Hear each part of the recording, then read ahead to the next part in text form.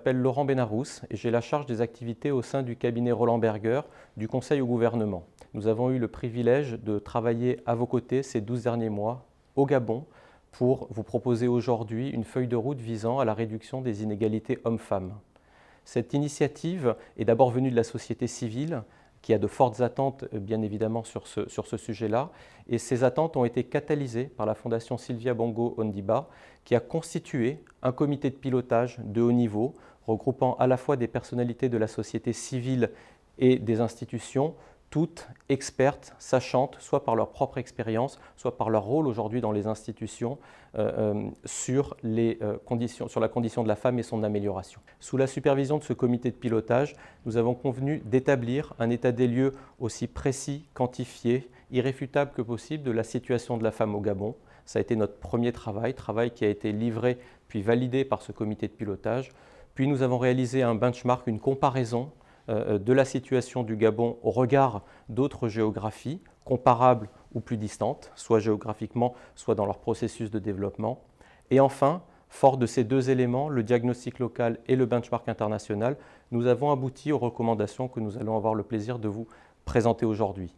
Ça a été un travail passionnant que nous avons réalisé à vos côtés et nous profitons de cette occasion pour remercier à la fois Madame la Première Dame et bien évidemment l'ensemble des membres du comité de pilotage qui ont bien voulu nous accorder du temps ces derniers mois. La promotion des droits des femmes et la réduction des inégalités femmes-hommes sont les clés pour le développement futur du Gabon. Ce sont en effet des enjeux majeurs pour les démocraties actuelles et pour le développement des droits humains tout autant que pour le progrès économique. Elles constituent des prérequis pour une croissance soutenable et durable. Dans ce contexte, le Gabon peut s'appuyer sur des acquis réels pour améliorer la situation des femmes. Des initiatives structurantes y ont été prises à plusieurs niveaux, historiquement pour promouvoir les droits de la femme et pour une plus grande égalité femmes-hommes. Parmi les pays d'Afrique subsaharienne, le Gabon figure notamment déjà en bonne position en matière de participation des femmes à la vie politique, avec le renforcement de la réglementation et l'émergence de personnalités féminines politiques de premier plan. Par ailleurs, le Gabon affiche l'un des taux de scolarisation aux primaires les plus élevés d'Afrique. Cependant, évidemment, d'importantes inégalités juridiques, sociales et économiques entre les hommes et les femmes subsistent encore. En se fondant sur un état des lieux des droits des femmes et des inégalités femmes-hommes au Gabon, précis, argumenté, réalisé au travers de très nombreuses discussions avec l'ensemble de la société civile et appuyé par un benchmark international, l'étude menée propose de faire du Gabon un modèle d'égalité femmes-hommes et des droits des femmes en Afrique. Le travail réalisé conjointement avec notre comité de pilotage a ainsi abouti à un projet dont la feuille de route est structurée autour de 33 mesures précises organisées sur un calendrier de 3 ans. Plus précisément, le travail que nous avons mené s'est organisé autour de 6 verticales spécifiques. Tout d'abord, les violences faites aux femmes. Ensuite, la place des jeunes filles au sein du système éducatif. Le système de santé concernant les femmes au sein du droit de la famille, la participation des femmes à l'économie et l'émancipation politique des femmes. Un état des lieux factuel et précis des inégalités femmes-hommes au Gabon a été mené, tant en s'appuyant sur les informations disponibles au sein du pays que sur les informations collectées par les organisations internationales. Une revue et analyse de la réglementation existante au Gabon a été menée par le cabinet Norton Rose. Et enfin, un benchmark international a été mené tant du point de vue des initiatives qui pourraient être collectées au sein d'autres pays et appliquées au Gabon que sur les cadres juridiques qui ont pu être regardés. Je vous propose de rentrer, si vous le voulez bien, sur chacun de ces volets et partager avec vous les éléments saillants de notre benchmark. Tout d'abord, concernant les violences subies par les femmes. Aujourd'hui, les femmes au Gabon sont confrontées à plusieurs formes de violences, avec une forte prévalence des violences sexuelles et économiques. Les femmes représentent par exemple 90% des victimes de violences sexuelles et 83% des victimes des violences économiques aujourd'hui enregistrées au Gabon. Il existe peu de structures offrant aux victimes de violences une prise en charge médicale et psychosociale, et les femmes rencontrent également des difficultés lors de la prise en charge judiciaire, ce qui entrave évidemment la reconnaissance de ces violences. La répression des types de violences se fait aujourd'hui exclusivement sur la base des dispositions du Code pénal, qui n'est lui pas toujours adapté pour permettre une prévention et une répression efficace, ainsi qu'une protection des victimes. Une loi spécifique aux violences subies par les femmes et qui offrirait un régime adapté pour les violences basées sur le genre au Gabon reste à construire.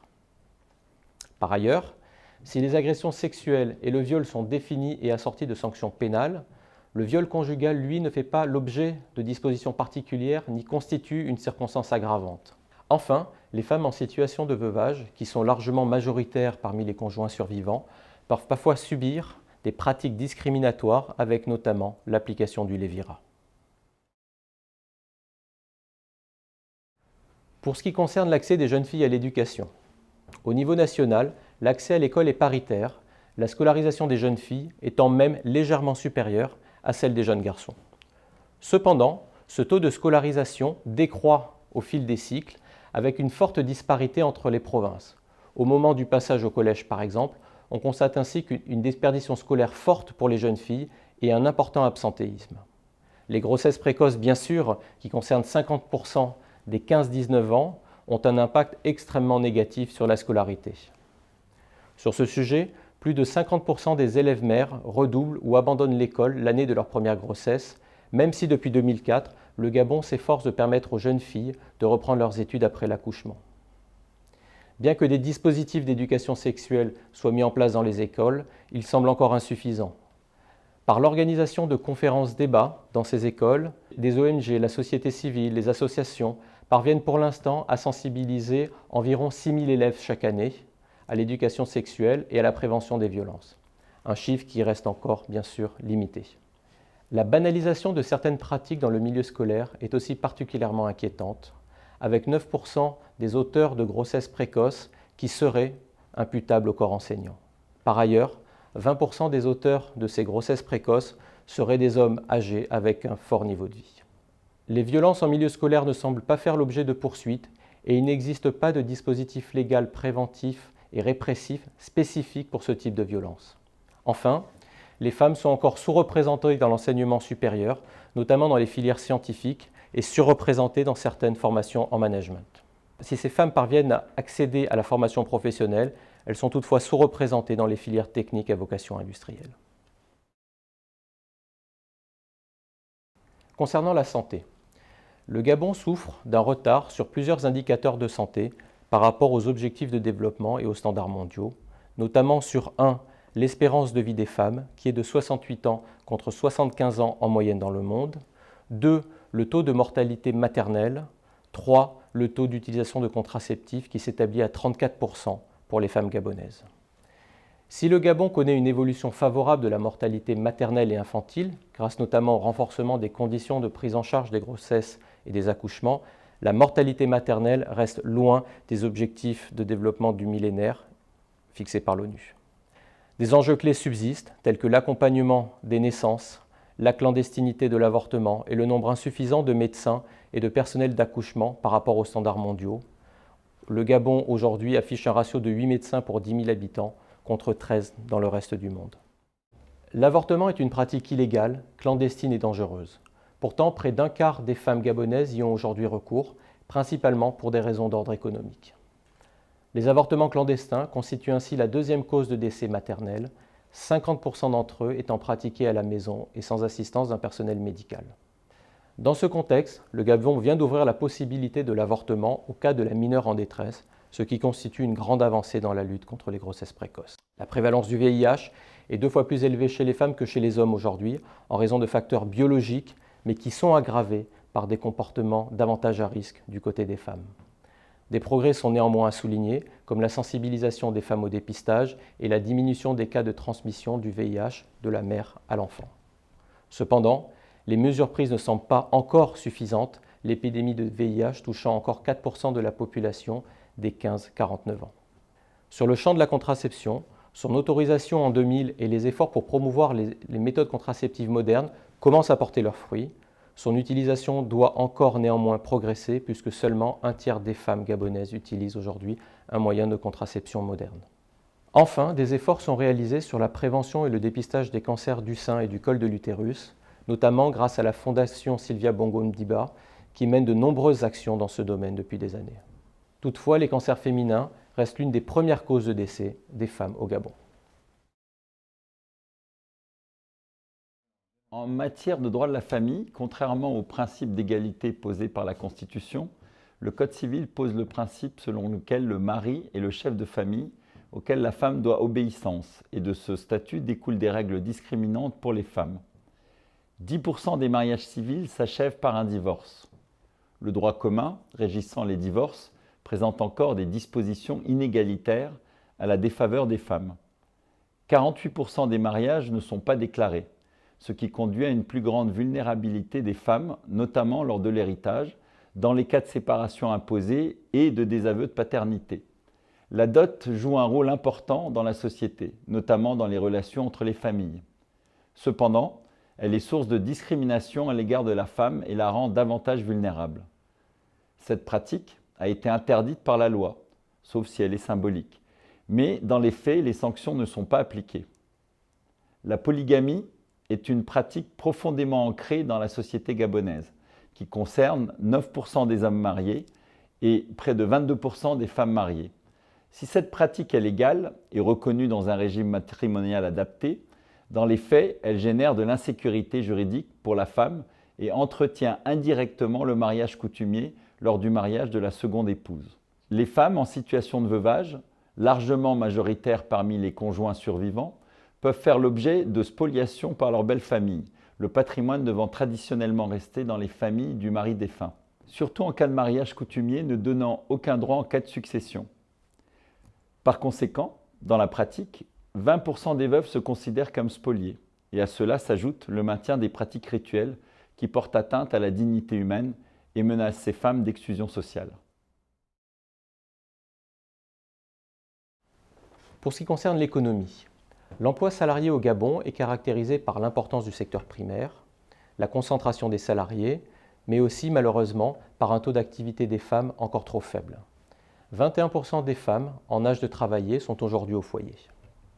Les femmes actives sont moins bien intégrées au salariat que les hommes et s'orientent davantage vers le travail indépendant.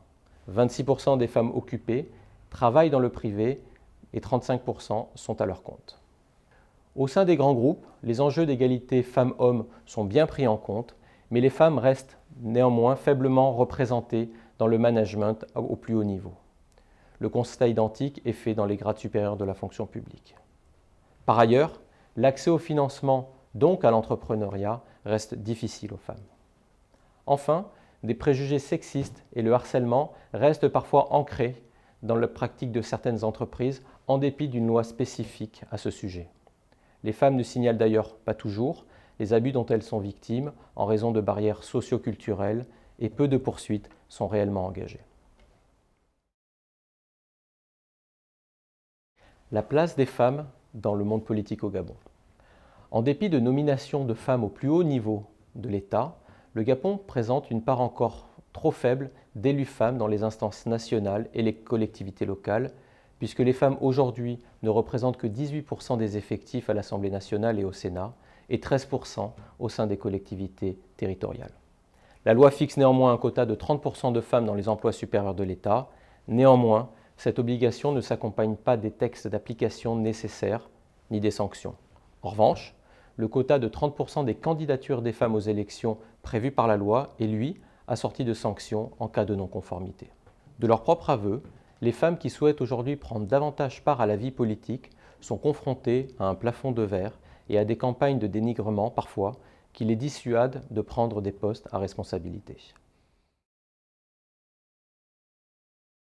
Comme je l'ai évoqué en introduction, en complément de l'état des lieux précis que nous avons mené au Gabon, un benchmark a été réalisé autour d'une quinzaine de pays. Un benchmark articulé à la fois sur des pratiques, sur des idées qui seraient éventuellement réplicables au Gabon, et un benchmark davantage organisé autour du cadre juridique.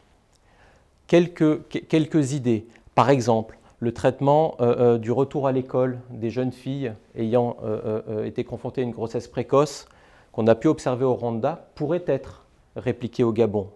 les mécanismes d'application du microcrédit que nous avons pu observer en Tanzanie pourraient eux aussi bénéficier aux femmes gabonaises. Bref, l'ensemble de ces mesures, lorsqu'elles sont réplicables et lorsqu'elles sont applicables au Gabon, ont été intégrées au plan d'action que nous allons vous proposer. Nous avons donc analysé les cadres juridiques de 5 pays autour de ces 6 thématiques considérés comme étant exemplaires. Sur le thème des violences faites aux femmes, nous nous sommes inspirés des réglementations d'Afrique du Sud, de France et du Maroc qui contiennent des lois spécifiques aux violences basées sur le genre. Tout type de violence, aussi bien violences sexuelles, physiques, économiques, psychologiques. Autre illustration thématique concernant la participation à l'économie, nous nous sommes inspirés de la réglementation sud-africaine qui contient des interdictions de discrimination concernant l'accès à la propriété, au crédit ou aux aides financières. Sur la base de ce diagnostic et de ce benchmark, nous avons élaboré, conjointement avec notre comité de pilotage, un plan d'action. Ce plan d'action s'articule autour de 33 mesures qui vont adresser, chacune d'entre elles, le sujet des violences, le sujet de la santé, le sujet de l'éducation, bref, l'ensemble des 6 verticales sur lesquelles nous avons travaillé. Parmi ces 33 mesures, 9 mesures nous semblent particulièrement importantes et si vous le voulez bien, je vais les lister. Tout d'abord, pour les violences faites aux femmes, la facilitation de l'accueil des victimes dans les commissariats, la mise en place de cliniques juridiques pour accompagner les victimes dans le dépôt de plainte, la création de refuges pour accueillir les mères victimes et leurs enfants. Sur la thématique de l'éducation, la mobilisation d'accompagnateurs dédiés pour suivre les jeunes filles enceintes et encourager les jeunes mères à retourner à l'école.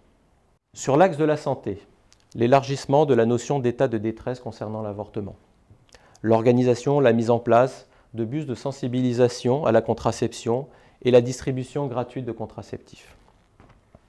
Pour le droit à la famille, l'autorisation du divorce par consentement mutuel et la symétrie des conditions de divorce entre les femmes et les hommes.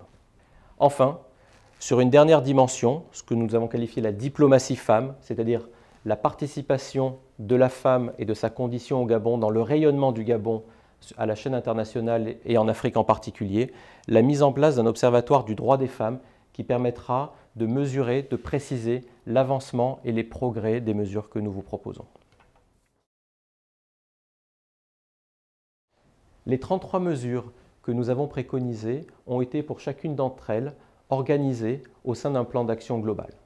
Pour chacune de ces mesures, les moyens tant humains que financiers ont été précisés et leur calendrier a été détaillé sur l'ensemble des 3 années de mise en œuvre. Par ailleurs, pour chacune de ces mesures, les rôles et responsabilités tant des pouvoirs publics que de la société civile ont été détaillés. Le plan d'action que nous avons élaboré conjointement avec notre comité de pilotage et d'où nous voyons ici une vision macroscopique propose ainsi un engagement clair et massif de l'État gabonais dans le soutien de la condition de la femme et la réduction des inégalités hommes-femmes. Sa mise en œuvre est aujourd'hui préparée. Une cellule de mise en œuvre va être mobilisée afin de s'assurer que l'ensemble des engagements, l'ensemble des moyens, l'ensemble des actions que l'on propose de mener dans les années qui viennent soient réellement menées. Merci beaucoup.